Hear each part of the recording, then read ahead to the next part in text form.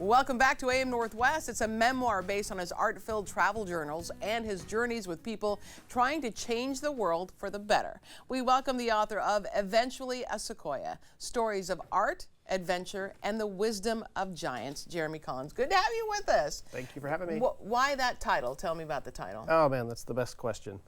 Part of the book and part of the book tour is poetry. Eventually a Sequoia was a line in one of my journals that I didn't know what to do with. Yeah. Should I infuse it into a poem? And eventually I figured out it is a poem. The three words to me were a poem in itself. And it indicated to me both the literal part of the journey in the book where I arrive at the giant sequoias in California, but also the metaphorical movement of growing into something greater from something very small. We talk about the journals. I wanted to show, you brought one of your journals here to show. All the imagery in the book is built from these accordion style journals, and I'll let you hold. Your artwork is amazing, Jeremy. Thank you. So all of them are created on location during the adventures, during the travels, and then infused in with writing in the book, so it becomes a true look into my work. And when you draw or paint, you're sitting there and you're looking at something, and it's your interpretation of that thing, right? It's not necessarily. It's not. You don't take a photograph and do it later. Literally, yeah. I'm literally sitting there with it on my lap. You know, this was moments before roping into the tree and climbing 250 feet up into the canopy. And also, when you talk about climbing up into the tree, you took two of your passions, art and climbing, and put them together and create this unique career that you have. It's incredible, really. I don't know how it works. When I work with young people and they're like, "How can I do what you do?" I'm like, "I have no idea." Like, I'm winging it. I've been winging it for a whole career. I've just been one thing to another. Okay, I know also too, you mentioned that one art instructor said you'll never be a great artist. Right, yeah. You were too like cartoonish or something? Yeah, the intro to the book is my college professor saying you'll never make a living off of this. Yeah, and look at you now. And so in a way it's a stab, but it's also, you know, sometimes negative reinforcement can help and nudge you to the looking at some of these, talk to me about the travels here. Can you see those? Yeah, so these are straight unedited images straight from the sketchbook in the Amazon. Celine Cousteau saw what I was doing on my climbing. Granddaughter of Jacques Cousteau. Right, Jacques Cousteau's granddaughter saw what I was doing in my climbing expeditions and said, "Can you come down to the river, to the Amazon, put your climbing gear to the side and come down here for 0-star accommodations?" And I said, "I'm an expert at 0-star accommodations."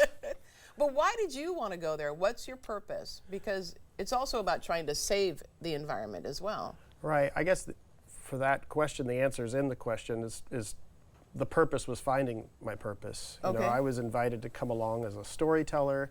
I end up being an icebreaker for a lot of the kids in these villages. I pull out drawing tools and invite them to draw with me. And that breaks the language barrier because art and music can break. Absolutely, you're in a village where they don't speak the language. This is a population that's kept to themselves in the Amazon. You know, the outsiders don't see them, but the kids are just enthralled by your art, and you do get to know the kids, and then the kids in turn then make you welcome in the village. It's special. There's in those villages they used a particular type of fruit to do markings on their skin that indicate which tribe they're from. And so you'll see in the book that I have their handprints while they're doing their facial marks. It's really fascinating. Well, when that trip to the Amazon too was pretty dangerous. Yeah, there was a lot of things to navigate. A lot of things that could kill you, Jeremy. A lot of things that could kill you. Yeah, I don't want to give too many things away, but there are some exciting interactions with nature there in the Amazon. Well, Cousteau, Celine, right? You said, didn't she have a close call too, or another woman had a close call there with the snake? There's a woman, our translator and anthropologist, Barbara Arisi, has an interaction with some local nature that goes south, but you'll read about it in the book. Okay, so your mediums, it's not just ink, it's not just paint, it's much more. It's a lot of different things. Tell me about your art. A lot of different things. You know, I've been doing this a long time. I've experimented with a lot of different mediums that I've simplified to ink and watercolor. I enjoy, you'll see in the book, there's photography and mixed media pieces, but the simplicity of the line work to me is what feels like the strongest use of my voice. When you say you're a storyteller, what is your main message, or do you have many messages throughout the book? There's a lot in here. It's hard to narrow it down to one message, but it's, I think you nailed it with the question. It's finding our purpose. What is our purpose? And I think for creatives, there's a lot of things that will drive us, but our purpose to serve, for me, has been one of the strongest. How can I serve? Right. With the creativity, with the storytelling that I have as an asset, that's my skill set. How can this be of service? Right. You also give tips to artists, Yeah. which I think is great. So let's talk about those. And it is, stop trying to be good at drawing, just try to be better at seeing. Mm-hmm. Tell me about that. I think seeing, as we know it, this visual space is different than seeing to understand a thing.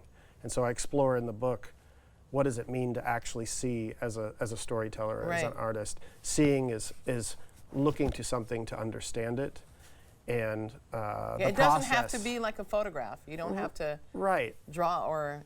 To see is to understand, right. And that is what I'm inviting young creatives to do. And quit comparing yourself to others. That is huge. It's difficult. Yeah, that's difficult. huge. Yeah. I think that's what the professor was doing, was comparing your work to others, which is a miss.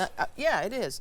And realize that you will draw better than when you care deeply about the subject you are drawing, which I think makes a lot of sense. Yeah, and I find that we care about the things that we spend time with, and so in this, in one of the opening pages, to understand a tree, go to the tree. Right.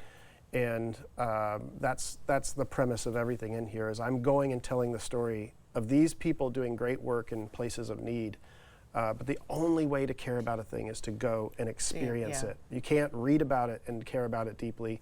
To go and experience it firsthand is our way of understanding and caring about something. Absolutely. You have a book event. It's actually more than a book event. It's an interactive event, right? Yeah. And that is tonight at Eastside Jewish Commons on 24th and Northeast Sandy. We're going to put all the information for everyone on our website at katu.com. He wouldn't reveal any secrets to me about the event. I will but reveal it's interactive. one. I'll give you one. Hal Cannon, a local musician who's also a cowboy poet laureate, is going to join us tonight and play some music for us. Awesome. Yeah, that's gonna be and the cool. book again is titled Eventually a Sequoia, Stories of Art, Adventure, and the Wisdom of Giants. Jeremy Collins, thank you very much. Thank you so much for having me. All right, we'll be right back with more AM Northwest. Don't go away.